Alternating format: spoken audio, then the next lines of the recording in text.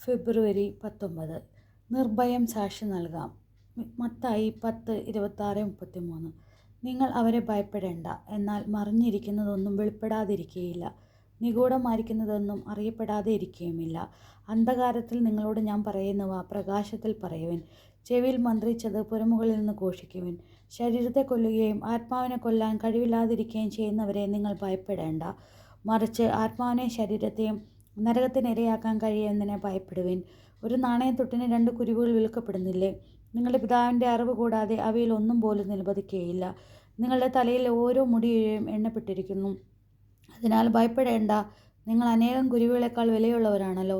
മനുഷ്യരുടെ മുമ്പിൽ എന്നെ ഏറ്റുപറയുന്നവനെ എൻ്റെ സ്വർഗ്ഗസ്ഥനായ പിതാവിന് മുമ്പിൽ ഞാനും ഏറ്റുപറയും.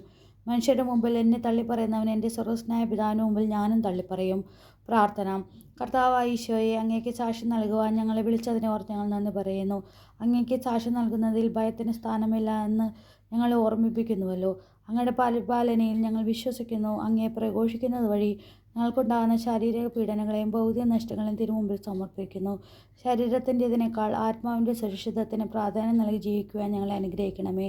സുഹൃത ജപം. കർത്താവെ, ഞങ്ങളെ നിൻ്റെ സാക്ഷികളാക്കണമേ. കർത്താവെ, ഞങ്ങളെ നിൻ്റെ സാക്ഷികളാക്കണമേ. കർത്താവെ, ഞങ്ങളെ നിൻ്റെ സാക്ഷികളാക്കണമേ.